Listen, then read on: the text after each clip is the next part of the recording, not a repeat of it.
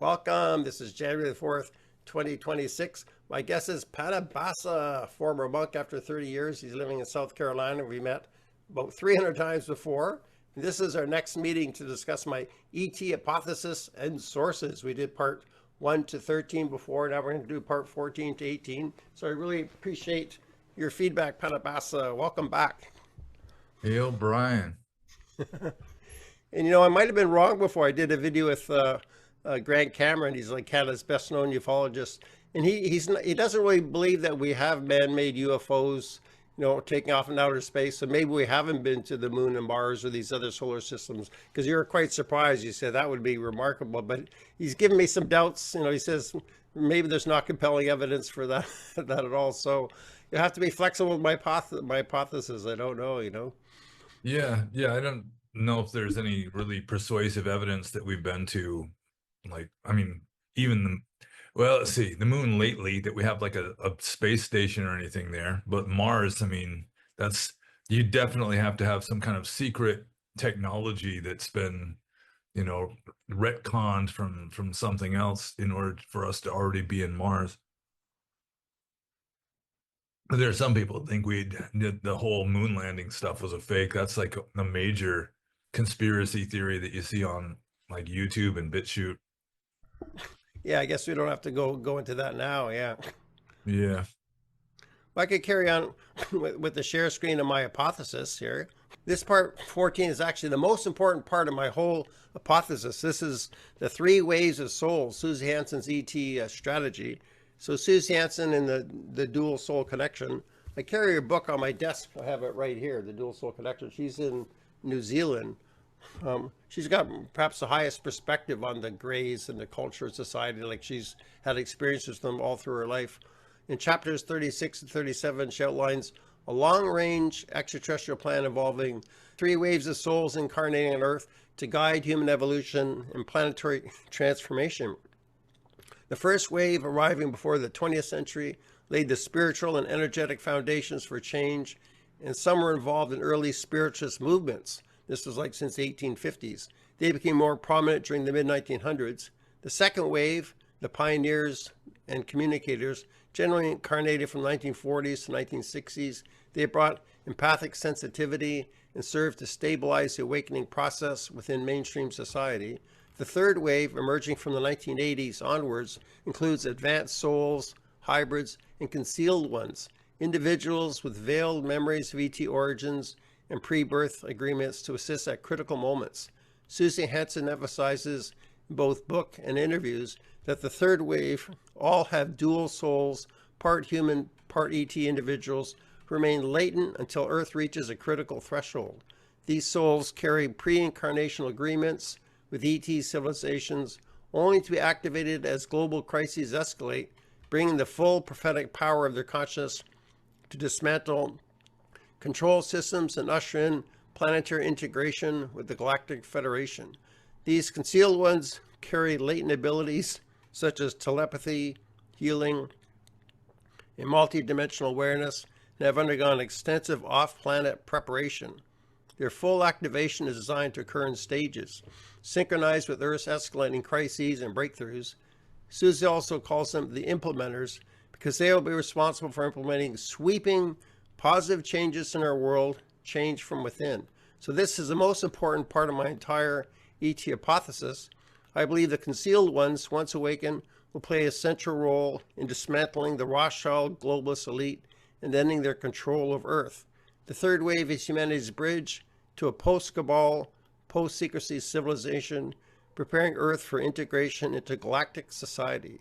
You really should read this section of Susie's book, pages 305 to 315. My summary can't do justice to this vast, complex, multi-tiered, long-term strategy. This is a great revelation. So there we go. We can talk about that. Okay. Well, it does seem like this very elaborate claim that, I don't know what kind of evidence you could really support other than like anecdotal evidence or, other people say this or that. But it kind of reminds me of like the end of the Mayan calendar in 2012, where there's these, these really grandiose claims of what's going to happen. just kind of based on, it sounds good and they've got sort of a new age sort of like attitude that it makes them very open to this kind of idea.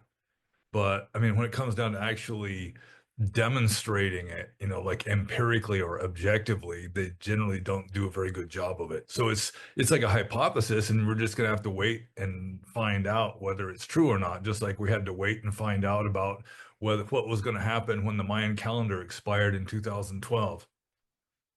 Yeah, well, there are other people have been told about the three waves of soul. There's other sources like Dolores Cannon has a book, The Three Waves of Souls. And it seems the gray presence is so extensive, like tens of thousands of people have, contact with grays, mantids, and others, although they haven't been told about these three waves of souls. But a few people have had this. But aside from that, though, there seems to be an extremely extensive and extremely covert operation going on with ETs interacting with humanity and humanity's consciousness. Yeah, it is kind of unfortunate from a Buddhist point of view that there's so much emphasis on souls. Well, Because of course in Buddhism there is no soul. well, I think that's just a question of definitions. People use the term soul, but yeah, we have the Buddhist definition of non-self. I don't think that's really an issue. Yeah. And it does seem like she's just kind of taking it for granted that it really is, I mean, kind of going with the first of the three options that we were discussing in a previous installment of this video about how it's like real flesh and blood space aliens flying through outer space in spaceships rather than maybe some transdimensional kind of bleed through to another from another version of reality Well, she or says a that as paranormal. well. No. She says that like the Greys are light beings. They've been like balls of light, orbs, light beings, and they can take physical. It's like the higher dimensional beings can also be in the third dimension as well. They're both. Yeah, or like more like fifth dimension. I mean, third dimension is still space. Yeah, well, fifth, sixth, seventh, eighth, yeah, whatever dimensions, yeah. But Yeah. yeah, with the three waves of souls, she was told this when like she was an 8-year-old girl in the craft, and she was older. This was explained to her. So over her lifetime, they explained this very complex, sophisticated plan. So I guess it's perhaps my biggest hope that this will topple the reptilian corruption in the world. That there's like the negative force in the world is reptilian, and then this much higher positive force with this federation of planets, and that this is a methodology of changing from within, because it'll be human beings making the change. These could be devas, higher dimensional beings, and ETs taking rebirth as human babies since the 1980s. So they'll be the leaders of tomorrow, maybe even soon, within the next 10 years for this generation, and they'll be the leaders which will topple corruption. So this is my big hope for the world. So I try to focus on the positive rather than focusing on all the negative in the world. So this is what cheers up my mind more. But I want to get your perspective, of course. I guess this is something kind of, kind of new to you. Yeah, I mean, you get little bits and pieces here and there, but I haven't really like read an entire book. Like the only like ET book I read for the past many years is probably like Richard Dolan. That's his name, Yeah, Richard. I watched him more than anyone. I know Richard Dolan. Yeah, I follow him a Yeah, lot. yeah. You're He's the one very that good. sent me the book, so I read that book. Oh yeah, But we did Alien Agendas. We did a video on that. Yeah. yeah, I mean, those kind of books also like Graham Hancock and his Ancient Civilizations kind of thing. That I mean, they start off with maybes and possiblies and could it be, and then they kind of forget that part and then just start like making assertions about what happens. And it's I mean, it's possible that it's true. It's just that they don't really present a really strong case. It's just it's possible, and then they kind of emphasize the possibility of it, and then they kind of forget the possibility, and then just like deal with it as though it's fact. And to them, it may be fact, but I mean, they really never present a compelling case. And it may be that, I mean, you just can't present a compelling case in a case like this, or with regard to lots of other things too, like any kind of paranormal event. Going with some theories, I mean, you just can't prove it. I mean, that's just part of the whole nature of it. Yeah, and Grant Cameron he talked about the trickster of the paranormal. Grant Cameron is saying the same thing, that it's basically there to to open up our minds with this paranormal, the thing that we can't figure out, is kind of raising the consciousness of humanity. Yeah, so it's hard to, especially with these concealed ones, it's something we can't. How can we prove that? Yeah, so you're being a good voice of reason to the question. Yeah, I'm not saying I can prove this. Yeah, Yeah, well, I mean, I guess I'm a voice of reason. I'm not really a voice of science so much. I mean, I'm not a materialist, and I do think go along with the Buddhist idea that what we're experiencing is the fruition of our own karma. So it's generally just conditioned by mind. It's like mind made. Like the first verse of the Dhammapada says. So, I mean, I'm not really trying to be some sort of scientific realist, like Richard Dawkins or somebody like that. But still, I mean, if you're going to believe anything, I mean, you should have some good hard evidence for it. And you're better off just being like a classical skeptic, not firmly believing really anything because you can't be 100% sure. Just have working hypotheses. You're referring to this whole like, um, explanation of things as a hypothesis, which is good because, so long as you bear in mind that you can't really know for sure. And I mean, from the Buddhist point of view, this is all samsara and delusional anyway. I mean, we're deluded, we're like essentially insane, which is why we're here. If we weren't insane, we'd be fully enlightened and we wouldn't be here. So it's just, I do think it is possible that what's true for one person might not be true for another person just because there's overlap in our realities, but it's not complete, one-to-one correspondence between one person's version of reality and another person's version of reality. yeah. And as for hard evidence, yeah, no, I'm not presenting hard evidence because the very nature of the thing is, I think the extra dimensionals or ETs, they definitely don't want us to have hard evidence. They want it to be a slow consciousness change kind of thing. So they're not giving us hard evidence. That's the nature of it. Yeah, Yeah. I agree Plus, with if that. it's like a paranormal phenomenon, there just isn't going to be hard evidence, at least not consistent, reproducible hard evidence that science insists upon. I mean, you can Yeah, have like weird stuff that can't be explained, and you can have like, good evidence of that, of something weird that happened that can't really be explained, like photographs or anything like that. But getting down into like some consistent theory that just locks it down as something that's established fact. Yeah, it's that, like I was saying last time, the only thing that could possibly do that would be like a flying saucer lands on the White House lawn with reporters all around, yeah, But even okay, that, I mean, people would be saying that that's fake. There'd yeah. be It's like man-made. conspiracy theorists saying, yeah, that's all fake. It's just the government trying to get better control over us or this kind of thing. Should I go on with the next one? Yeah, might as well. Let's go for it. Okay. So section 15 is spiritual evolution and the future human, how ETs may upgrade humanity's DNA system in the future. If extraterrestrials designed or seeded human DNA, as many contactees and whistleblowers claim, then it stands to reason that they have a plan to upgrade it, not by force, but through gradual and multi-dimensional transformation. As hybrid beings are introduced into Earth society, their advanced traits, telepathy, multi-dimensional perception will be passed down. Interbreeding will gradually phase in the new DNA structure without trauma or resistance.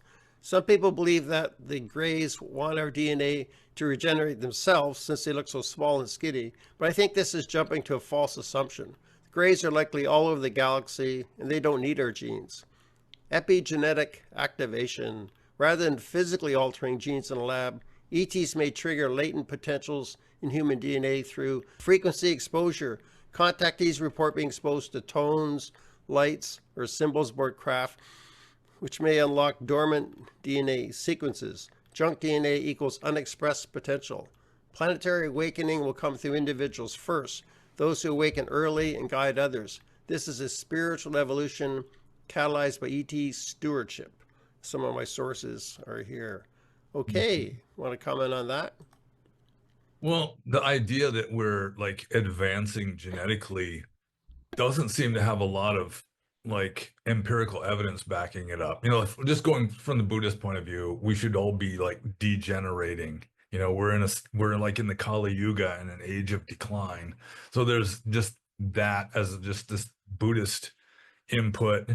But even from a scientific point of view, because of like modern medicine, for example, and like socialized healthcare and so forth, people that would be like dying or just not reproducing in past ages now are having kids. So you've got what Edward Dutton calls mutational load, where we've got all these bad genes that would have just been filtered out through Darwinian processes, survival of the fittest and all that. Now it's like people that are all genetically messed up, have all these sort of genetic diseases and defects and so forth, are just having kids now. So that just going with like the genetic evidence of the human race, it seems like, especially in developed countries, like the United States or Canada, that we're actually kind of going the other way, that we're kind of devolving. And plus, AI and everything is making people stupider too, because we just rely on that instead of using our own brain for stuff. So, I mean, there'd have to be some kind of really persuasive evidence that genetically we are sort of being bred into or evolving into some kind of superhumans, or just better than we were before, when actually the evidence seems to be going the other way, where we're just we're kind of devolving. I wonder if maybe both are true. Like, it's true what you're saying because the genes are devolving, but also the ETs are activating other people's genes and heightening the genes of others. And maybe these people will be like the leaders of the future, and the other Yeah, genes will it be. could be just isolated individuals are just being like improved through essentially eugenics. And I mean, eugenics is just it's like equated with Nazis and stuff nowadays, which is kind of too bad, because it makes sense with regard to like farm animals or like crops, anything like this, that you want to breed the best ones and produce a superior strain. But with humans, because it got associated with National Socialism in Germany in the mid 20th century, that it's just evil and taboo and wrong and bad, and you can't even like speak out in favor of it. When I mean, it just makes common sense. But it is true, like just technology can produce. I don't know if you ever saw a science fiction movie called Gattaca, where I mean it's probably something like that can happen really soon if it's not happening already, where especially rich people can just have their children genetically screened. It's like test tube babies, and it's all screened, and anything with any genetic defects, you pick the kid that's going to have the highest IQ and the fewest health defects and all that, so that through like uh just genetic manipulation, that people just using human technology, that there's going to be at least the upper classes are going to start becoming genetically superior. I think that could be happening in the future, like test tube babies. That might be the way it's going, the way the ETs want to guide us, because that's what they do. They reproduce themselves through test tube babies. Like, there are baby grays people have seen, but they're not born in the natural way that we're born. Yeah, well, I mean, it's like, I mean, might as well throw Buddhism in every now and then. It's like, from the Buddhist point of view, is like the higher devas anyway, and the Brahmas, I mean, they're just kind of spontaneously appear. I mean, they're not born from a womb or from an egg or from moisture. They just appear spontaneously. And who knows? I mean, you get advanced enough, what would seem to be impossible or a miracle is, it's just the way things are done. It's like even people flying in airplanes or whatever would have just be seen as magic just a few hundred years ago. So who knows how they go about doing things. I'm sure that any kind of superhuman being, any being that's way more intelligent than we are, that we couldn't ever really understand what they're doing. Trying to second guess. I mean, it's sort of like a dog trying to second guess humans, trying to understand why humans do the things they do. Certain crude, basic ideas, they eat because they're hungry, that kind of thing. A dog could understand, but a dog wouldn't understand, why somebody leaves the house and goes to work and comes back, 8 or 10 hours later. The dog can't even begin to understand that kind of stuff.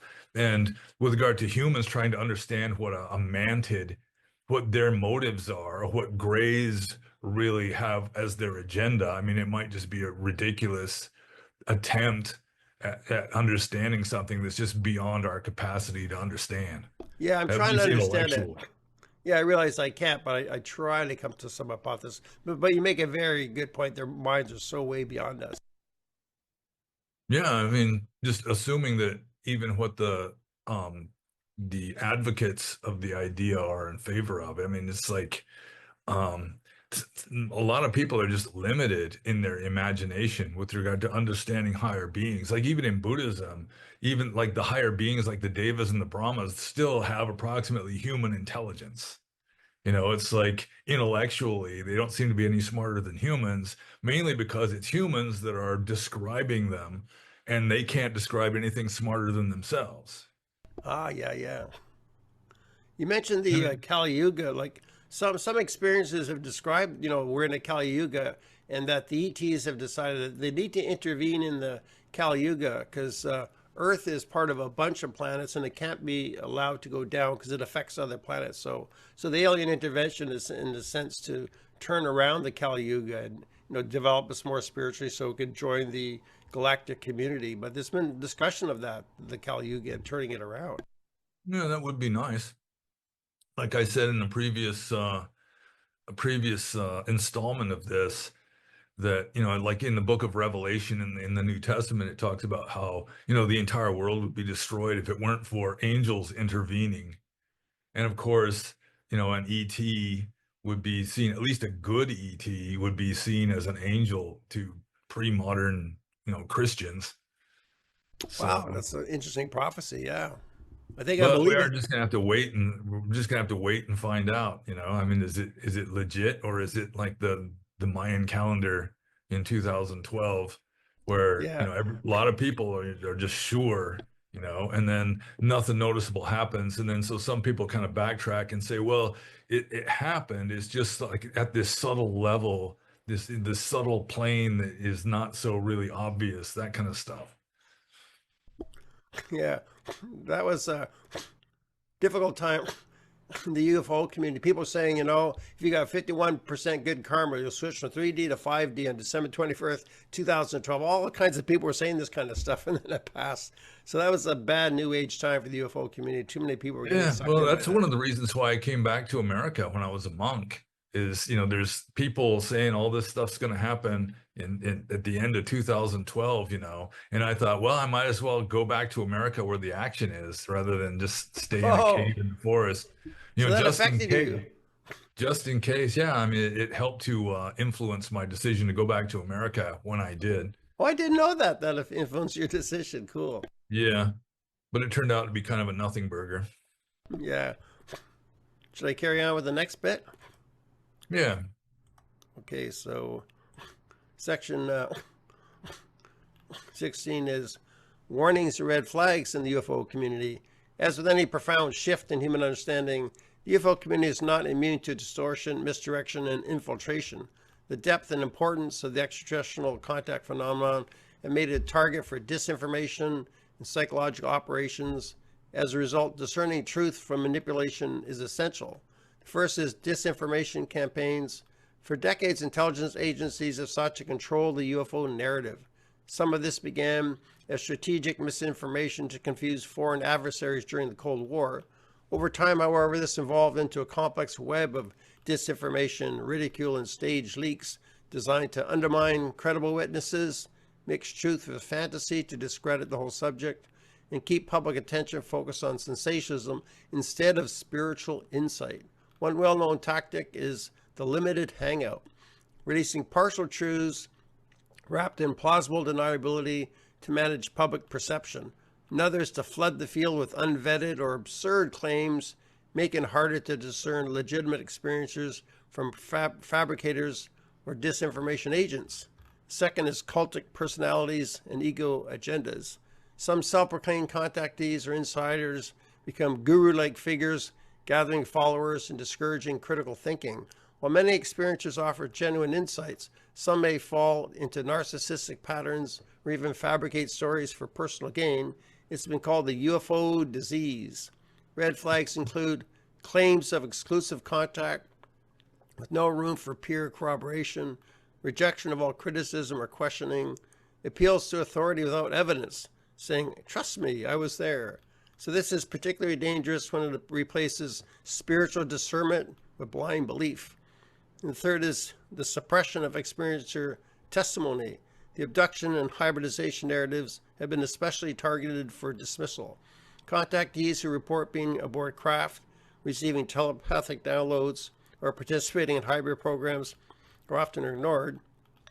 Figures like Stephen Greer have denied the reality of abduction altogether, framing it as military deception, my labs. While covert military abductions are documented, the outright denial of ET-led spiritual contact ignores mountains of evidence from researchers like Barbara Lamb, Mary Rodwell, the Conscious Contact Research Institute, and Susie Hansen. The idea that human military or intelligence groups simulate alien abductions lack convincing proof. The concept seems to originate with 1990s researchers such as Helmut Lammer rather than from ET sources. While some experiences may indeed have human interference in their cases, I regard most of my lab reports as unlikely and possibly a distraction from authentic extraterrestrial abduction data. And the fourth part is overemphasis on fear or entertainment. Another red flag is the commercialization or dramatization of the UFO topic. Popular media tends to portray aliens as either invaders or oddities, reducing the subject to spectacle. This keeps the public distracted from the spiritual and evolutionary implications of contact. Likewise, some narratives focus exclusively on negative entities, fueling fear, doom, and paralysis. While it is wise to remain cautious, fear is a control mechanism. Discernment, not panic, is the key. The truth is not served by gullibility or cynicism. To navigate this landscape, we must balance openness with critical thought, honoring genuine experiencers while questioning claims that lack integrity or coherence. So I intend to clarify why my hypothesis is aligned with available evidence, critique mainstream and fringe UFO narratives that obscure or distort the truth, and stay open to new evidence and adjust my understanding accordingly. So my approach is grounded in truth seeking, exposing error, and challenging claims that mislead the public is an essential service. The UFO and contact phenomena are too significant to tolerate distortion. Seeking the highest standard of evidence allows for discernment and the gradual illumination of the larger picture. Okay, there you go. So you can comment on that. All right. Well, I don't think it's just real or fake. I think there's just like this whole spectrum of real at one end and fake at the other end, because you're going to have all this gray zone in between. Like the person who has like a paranormal experience, just this liminal experience where, they're sincere. They definitely believe that this happened like at an objective level when it was more subjective. It's just kind of something that, it might not be something that could be verified objectively, but it's just like this experience they had, and it's like generated by their own mind to some degree. Maybe there's other beings at other levels that are influencing that, but still it's kind of in a gray zone. You can't say, well, it objectively happened, that some scientist there would have been able to measure everything, that kind of thing. But I mean, it wasn't just some deliberate fraud either. And I think a lot of the people I mean, there is deliberate fraud. There's lots of that. Just, like people that are trolling, just trying to get famous through, there's all kinds of that. Not just with ETs, but or with Bigfoot or anything. It's like people claiming that they got pictures of a Tasmanian wolf in Australia, and it's all fake, So there's lots and lots of that.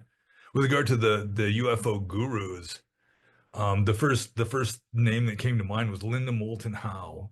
Oh yeah, I She's know like, her well. I've seen like yeah, she's hundreds of like her the videos. UFO guru. And I mean, to some degree, she undermines her own position because she's willing to interview just about anybody.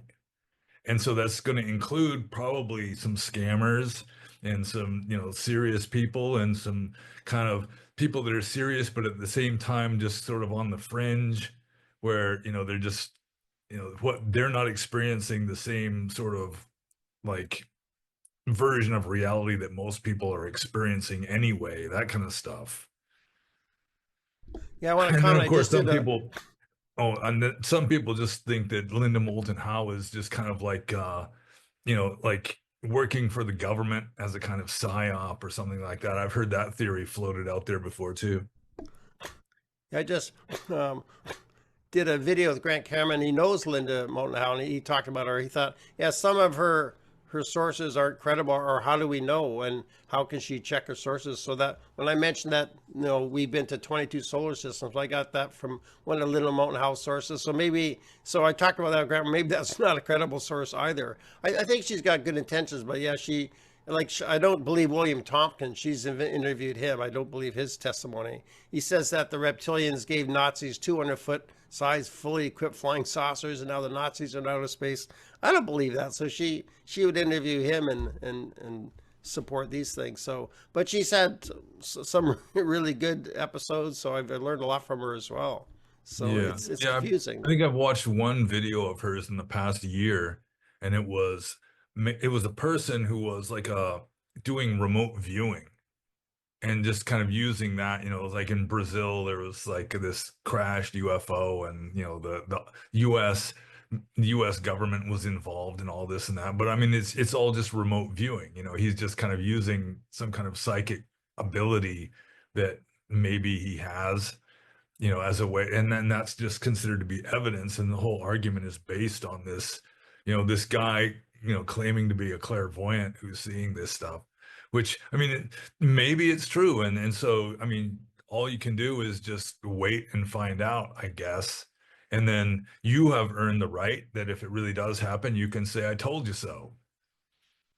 Yeah. And I mean, maybe you can help prepare people, at least you're putting it out there. So it's kind of entering like the consciousness of the people, just the possibility of it, so that if it really does happen, people might be a little bit more prepared. Yeah, it's good it's entering the conscious of people. Grant was saying even if ETLs are telling us some things are not true, it's raising the consciousness about this subject. But yeah, my hypothesis is partly based on things I got from Linda Moulton Howe, so maybe I'll have to revise my hypothesis. I'm less certain about my hypothesis now. Yeah, I mean, you should never be completely convinced one way or the other, because anything is possible. It's like Arthur C. Clarke used to say, I mean, the universe is not only stranger than we imagine, it's stranger than we can imagine. It's just totally beyond our capacity to understand things intellectually, because we're relying on, at least in this version of reality, we're relying on this little gray blob of meat to figure stuff out. And I mean, it's not entirely reliable. But also, like I've been saying from the beginning, there's more than one way of looking at the possibility. It's one theory is it's flesh and blood aliens from a galactic federation flying through outer space in nuts and bolts metal spaceships and so forth. Then you've got they're just kind of bleeding over from a different version of Earth, from a parallel universe or something, which would be a hell of a lot closer trip to make. Does that Unless be Earth or could it just be other dimensions? Well, I mean, it's like you have alternate Earths that have like slightly different timelines, maybe some Earths, it's like the one side that lost the war winds up winning the war, or the asteroid that made the dinosaurs go extinct just was like a near miss or something, So it's like there's every single possible event that could possibly happen. I mean, if going with that idea, Do you you think it's just go possible all sideways. these parallel Earths? Like I've heard that theory. Where's that theory come from? Is that from physics or where is it from? Well, I mean, there is the many worlds hypothesis in physics that serious scientists take seriously now. I mean, it does help to explain, why it is that the world is exactly the way it is, just like it is now. I mean, when you consider that there's other universes that are like every other possibility, it kind of makes it less of a matter of just sort of winning the lottery. I don't know how to explain it very well, but um, yeah, and then just going with my own interpretation of reality, or my own interpretation of the world, the uncarved block of marble, and all these different things that appear to be happening are just like virtual statues that are contained in the block of marble, but it's not ultimately real. It's just kind of conditionally real. So I consider it to be more likely that a lot of the valid stuff that's happening, it really is, it's sort of like a different version of humans or different beings are just kind of bleeding through a different dimension, you know, Well, could it rather just be than Buddhist cosmology? We have the six heavens, the central sphere, the Brahma world, actual cosmology that the Buddha taught. Couldn't that be dropping down? Like it's in the suttas, right? Many would come down. The first heaven, the four great kings, is the realm of flying things. Couldn't it be some of that? yeah, I mean, it's possible. It's like higher beings are invisible to us unless they want us to see them, but just because they're like at a different vibrational rate, a different phase, different wavelength or something. So yeah, that's possible. And then it might be that a lot of them just don't have to fly halfway across the galaxy because, they've been close to Earth in one way or another, forever. Yeah, I think of Buddhist cosmology. That's kind of my worldview. Yeah, they're already here. They're already around us. Yeah, and like I touched on in a previous installment of this, it's like whatever your culture is, that's going to be a filter through which you interpret stuff. And so, like in ancient times, they're going to see higher beings as gods or elves or something. But now we're living in a technological age, and so we just kind of run it through this filter of technology. And so we imagine that it's technological beings, but then if you get into a different culture after this, this our culture isn't going to last forever. There's going to be some other version, other way of interpreting reality, and so that'll become the new filter for interpreting higher beings influencing our world from beyond somewhere or somehow. And that's happened since 1890s. The UFO phenomenon has changed with our times. Like they used to be, they looked like ships in the sky, with wings in the 1890s, and then Yeah. they changed. Then there's flying saucers, and they would kind of change in triangles in different shapes over the decades. They would change with our culture. Yeah, and like you were saying before, that early on, they're claiming to come from Venus or Mars up until modern science decides, well, you can't really have any kind of civilization on Venus or Mars at present. And so then they've got to move it farther away or in some other direction. Yeah, yeah, yeah. Okay, should I carry on? What do you think? Yeah, okay. So Part 17, getting near the end, is miscellaneous points that I believe are true, but don't have enough certainty to deeply go into how they relate to the whole hypothesis. So I just mentioned a few things like crop circles, I believe, are made by non human intelligence and seem to function as messages. Bloodless, trackless cattle mutilations have been reported for decades and appear to be caused by NHI. Bigfoot is described by the Buddha as a low level deva, a higher realm being, but many are dangerous and is generally not a good destination for rebirth. They seem to phase in and out of our physical reality. Most men in black, I think, are non human intelligences. Next are programmable life forms, PLFs, supposed artificial beings designed to imitate grays,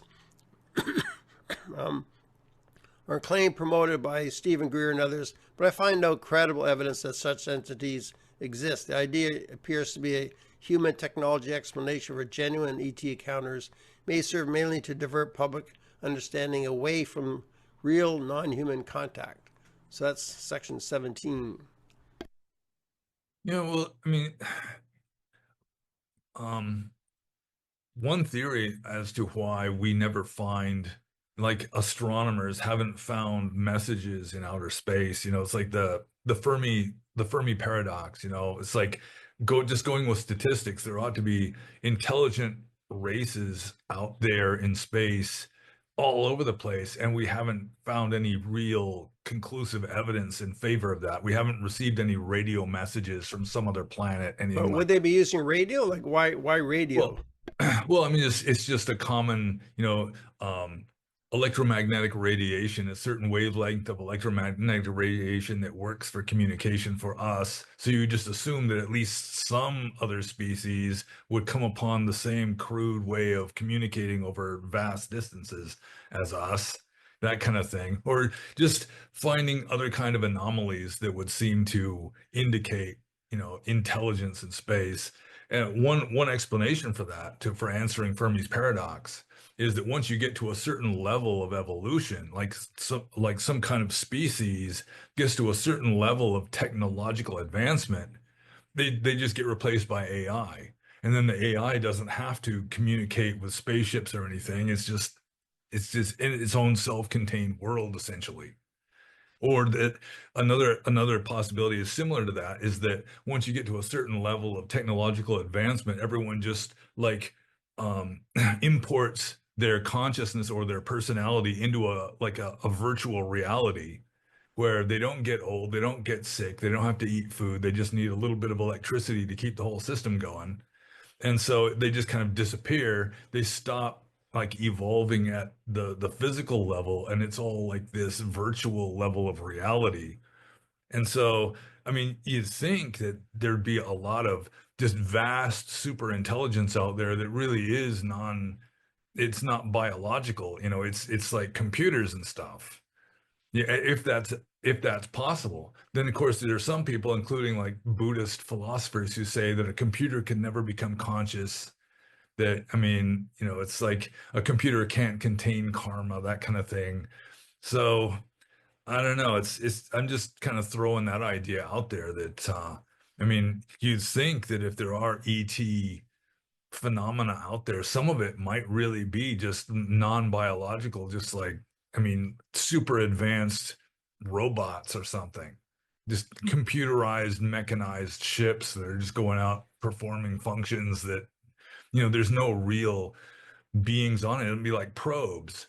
Humans, before we send astronauts somewhere, we send mechanized probes first, just to reduce the chances of somebody dying, and because it's cheaper and easier and all that. So aliens might be doing the same kind of stuff. Like a lot of people were thinking that comet that came from interstellar space, well, what was it, Three The Eye Atlas? three eye atlas. Yeah, they were Yes, thinking that was left. some kind of probe, but it turns out it probably was just some sort of comet that got knocked Yeah, loose from its solar system and floated yeah, through space for billions of years and wound up here just through random chance. yeah. I think so. Yeah, But yeah, I don't see any, I mean, unless it's just impossible for computers to become conscious. I do think that some of the greatest, most advanced intelligences in the galaxy would be some kind of non-biological, like artificial intelligence, if it's possible. And I don't see why it wouldn't be. yeah. That makes sense. Yeah. Okay. Anything else? Should I carry on from there? Well, I mean, has there been anybody claiming that Greys, for example, or at least like cyborgs, like they've got computer chip implants or anything like that, or are Greys considered all by everybody to just be purely biological Oh, it's organic both. beings? Yeah. Some people think they're robots. Other people think that they're cloned beings. Like they have a soul, they have the real being, but they kind of choose their body. Like they can move from one body to the next body, and the grays can, since they're very good with DNA, they can create a particular type of gray for a particular type of job. So generally, I think they're genuine people who've met with them. They say they're real personalities and they're warm, they're real beings. But some people think of them as robots, but maybe they don't know any better. Yeah, well, I But mean, some there people could be suggest that. like I was saying, it could be a combination of both, where you've got like sort of like Elon Musk is working on now with Neuralink, where you've got your brain is augmented with computer implants, which makes you more intelligent, you learn stuff faster, your memory's a lot better, that kind of stuff. So I mean, Yeah, could that be. would be a possibility too, I suppose. Help Yeah, to that's a explain why they're so possibility. smart. Yeah, yeah, But again, I'm really no authority on extraterrestrials. It's really all pretty much, you've got bits and pieces of evidence that can really add up if you really go out collecting it.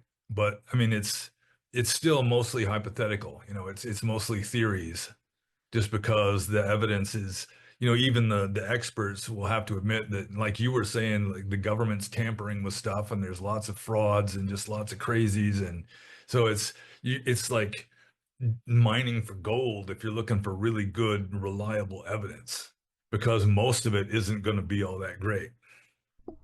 Yeah, I didn't stick with Buddhism and Dharma. I had to go into this. So I'm stepping very much into the unknown dimensions. This is my interest. So I've Yeah. chosen this uncertain waters. Yeah. So I mean, the real challenge is just finding the convincing or the really solid evidence. And we're not getting that. I think the ETs are deliberately not doing that, and the government doesn't want to do that. So I think it's clear that they want to do this gradual, so we don't have the solid evidence. But there's enough, circumstantial evidence or whatever evidence for us to have a discussion about it. I think what they want us to do is raise awareness about it, just talking about it. As long as they spell your name right, just talking about it raises awareness, whether people Yeah, I are mean, for or against.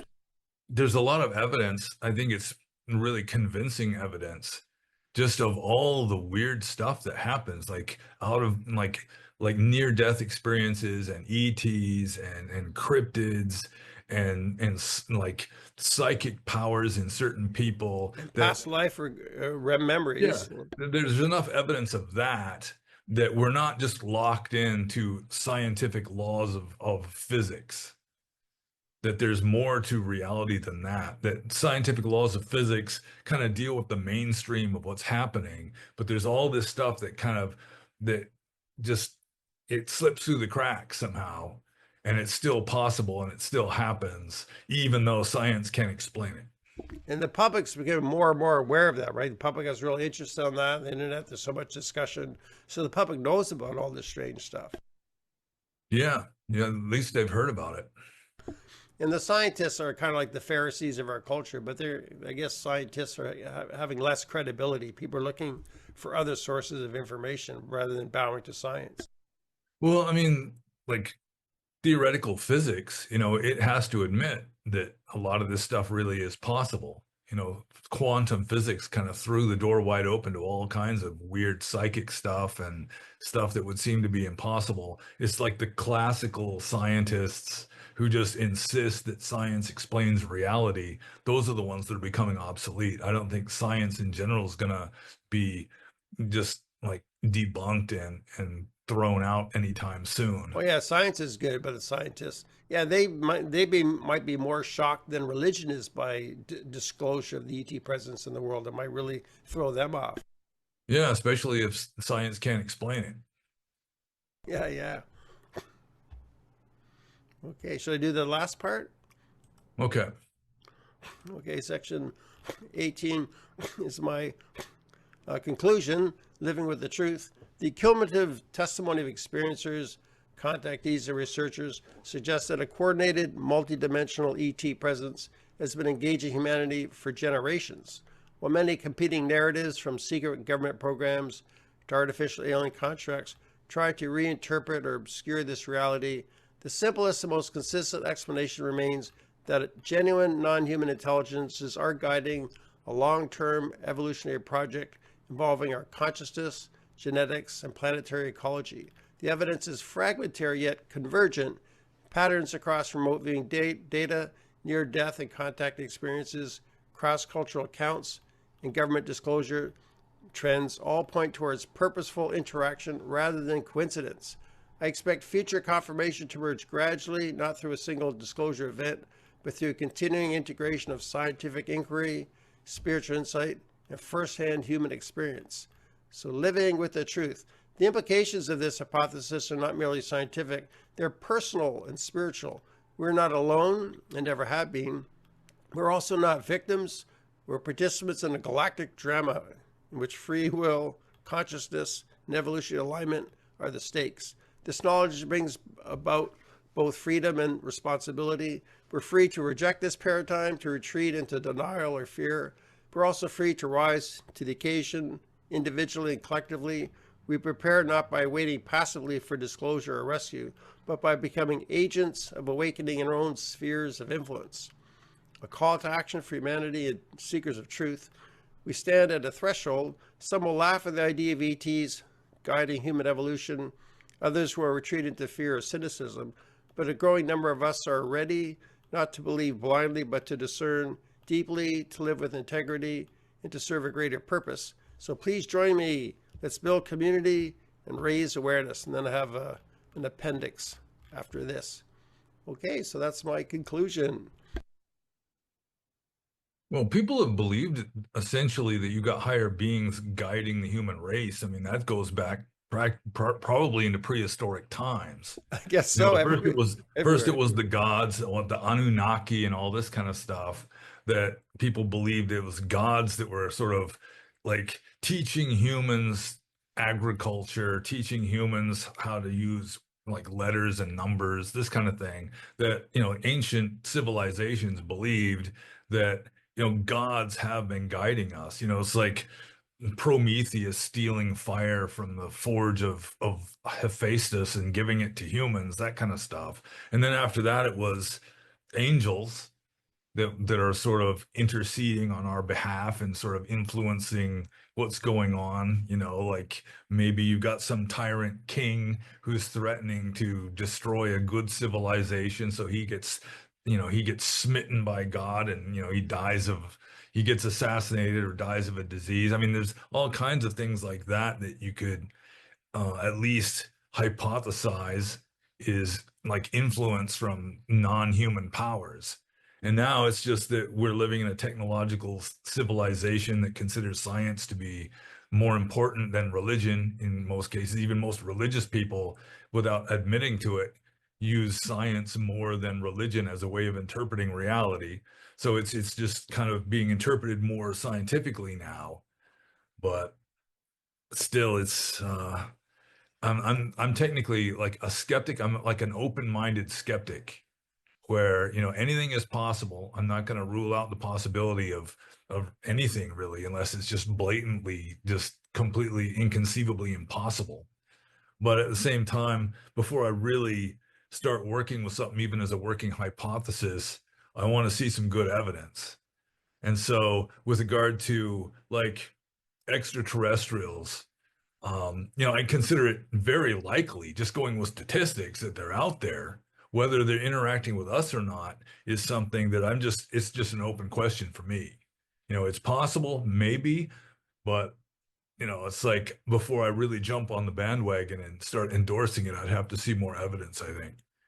Yeah, I guess I have seen the evidence myself. I feel after 20 years, about 3,000 hours of research. But you mentioned the gods. Hey, you make a good point. I'm making my conclusion, but you make a good point. Humanity has always believed that. They've always believed we're being guided by ETs or gods, but by different names. So I'm not Yeah, saying some kind anything of new. superhuman being. Yeah, I'm not saying anything new there. Yeah, I mean, it's like a mainstream belief up until recently. That, you know, gods, I mean, it was just taken for granted in ancient times that, you know, we've learned agriculture from the gods, and we learned how to do mathematics from the gods, and, you know, the gods helped us in certain ways. They gave us fire and all this.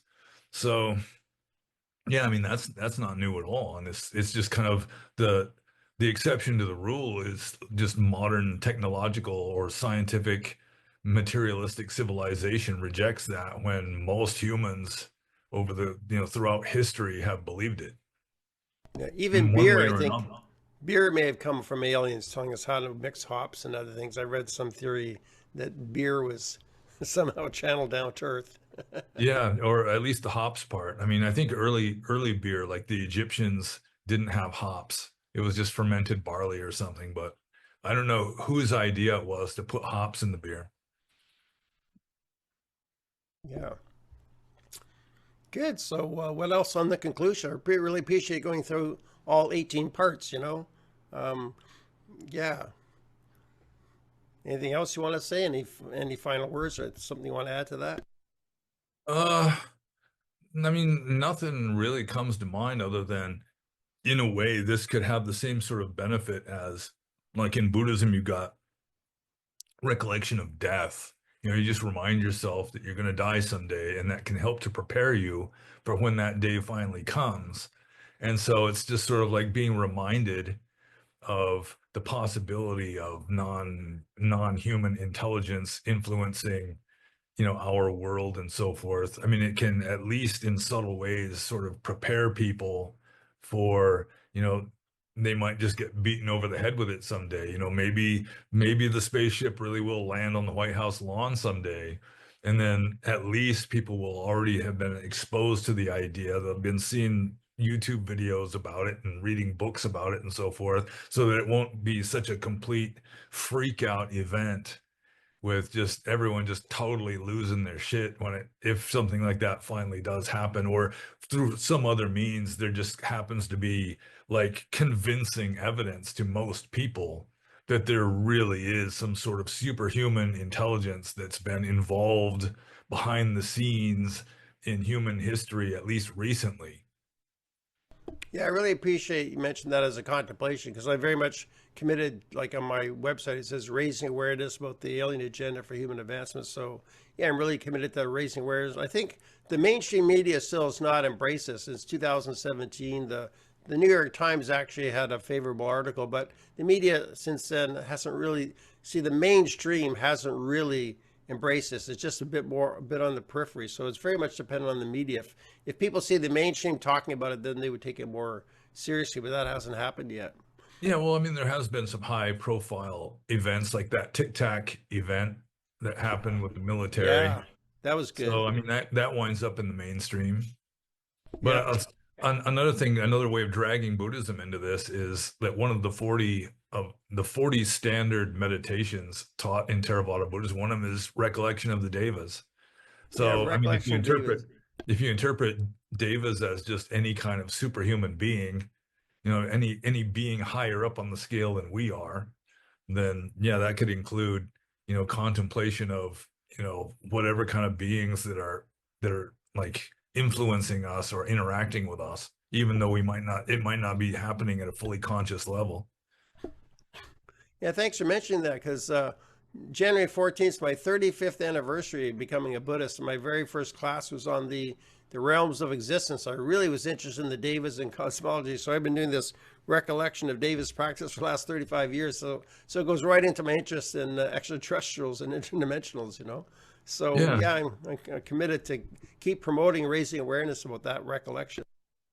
Yeah, there's you know who Immanuel Kant was. I mean, he's like an icon. He's one of the most important Western philosophers in modern times. And he has this famous quote. I can't quote it verbatim, but he says at some point it will become known that human beings are in constant interaction with non-human beings at like a subconscious level without even fully being aware of it, that at some point that's going to come to light, that really we are in constant contact with like non-human intelligence or intelligences, even though it's happening mostly at like a subliminal level at present.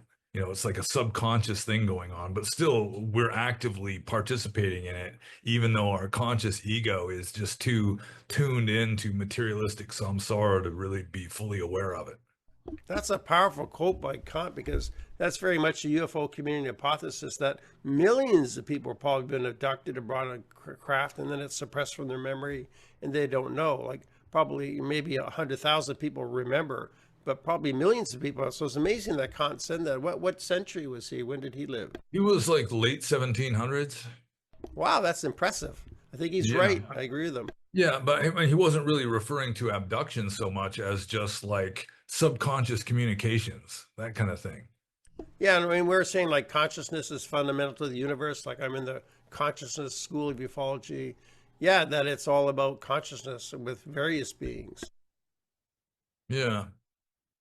So my main guess is that it really is kind of a paranormal thing or a multidimensional thing more than galactic federation of planet kind of a situation. Yeah, But I mean, I would go that's with just that. my best guess at present. Yeah, I guess I go with both. Yeah, I mean, there is a third dimension. There's a galaxy with billions of stars. So I think there are physical ETs as well as higher dimensions. So why not have both hypotheses? Yeah, I mean, it's anything's possible. Very good. Well, should we wrap up here? This has been very good talk. I appreciate you indulging me in my big interest, pannobhasa. Yeah, that's fine with me. I mean, if you want to be scientific, though, it's like first you formulate the hypothesis and then you have to test the hypothesis. So that would be the scientific approach, is try to come up with a good experiment that might be able to verify the hypothesis. But how can I test this, right? I mean, I'm discussing with people and revising it. Well, maybe I'm wrong about having a man-made, alien reproduction vehicles, but how can I test this? Yeah. I don't know if I ever told you how my father tried to contact ETs once. Oh, tell That us he about that. Well, he was really into like psychic phenomena. He was like experimenting with various kinds of ESP and just like telekinesis and this kind of thing. And so for a while he was like trying to like mentally send a message to like extraterrestrials, aliens or whatever, here I am and I'm ready to, just communicate with me if you please. I'm willing. Let's do it. And then he said that one night he just woke up out of a sound sleep with like this message implanted into his mind. All right, here we are. And we're at such and such a location near your house. And he just woke up and it was just pouring down rain at the time. And he didn't want to get out of bed in the pouring down rain, so he just Come went back. on. Come on. A chance to meet aliens? He doesn't want to go out in the rain? Yeah, you might get wet or something. So what happened? That was the end of this the Yeah, story? that was the story. It's like finally he apparently was like contacted like telepathically or something, but he wasn't persuaded, it was like maybe he was just dreaming it or something and it's pouring down rain, so he just kind of disregarded it and that was it. That was the end of the experiment. Okay, yeah, so who knows what it was. Yeah. Which is the way it generally works out. It's who knows what it was is generally the answer to most of the kind of information that you get. Okay. Well, thank you kindly, pannobhasa. I guess we can wrap up here. Yeah, Appreciate and your talk. we should think of something else to talk about for a future video. Yeah, yeah, I guess we can wrap up here and talk about that after this. All right. Okay. Okay, thanks a lot.